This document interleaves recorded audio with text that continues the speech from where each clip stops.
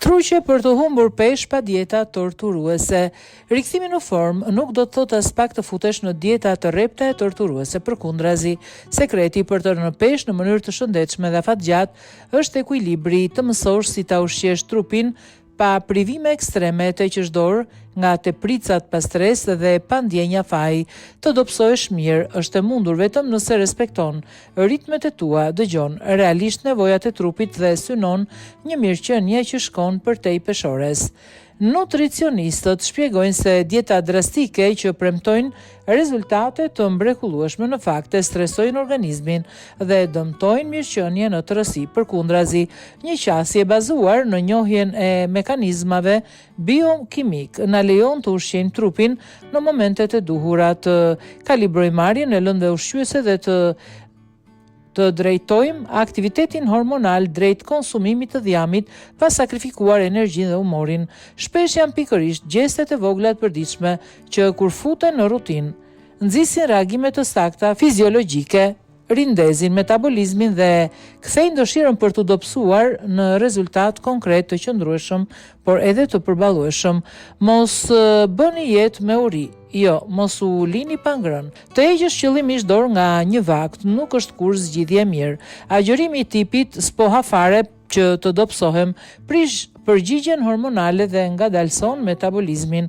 Për të humbur peshë në mënyrë të shëndetshme, është thelbësore të ushqehesh rregullisht gjatë 3 vakteve kryesore në mënyrë që trupi të krijojë ekuilibër hormonal të duhur.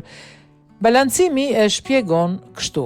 Nëse e anashkaloj mëngjesin, kortizoli, hormoni i stresit, që në mëngjes është natyrshëm i lartë, mbetur i rritur më gjatë, më shumë ankth dhe stres.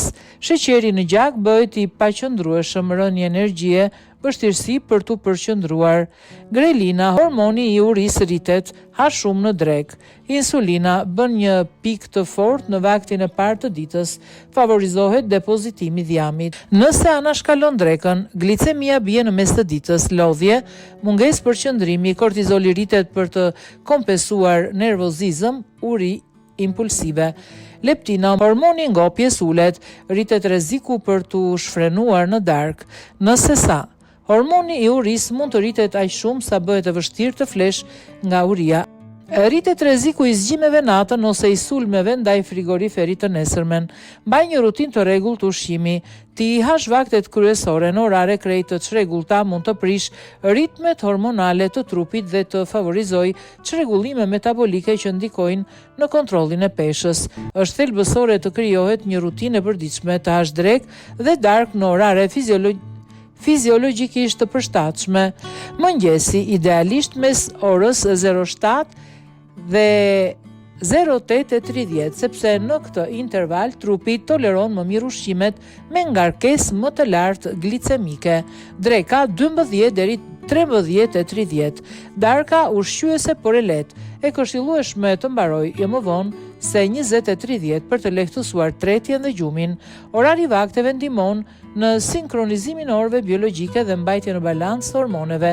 Rrit marrjen e proteinave, kur qëllimi është të humbasësh peshë, proteinat bëhen aleate kyçe. Ato nuk shërbejnë vetëm për të mbajtur muskujt të tonifikuar, por ndikojnë direkt në metabolizëm, ndjenjën e ngopjes krahasuar me karbohidratet dhe yndyrnat. Proteinave u duhet më shumë energji për t'u tretur, prandaj ndihmojnë të djegësh më shumë kalori. Njëkohësisht ato mbajnë stabil sheqerin në gjak, duke ulur pikat e urisë dhe sulmet ndaj ëmbëlsirave.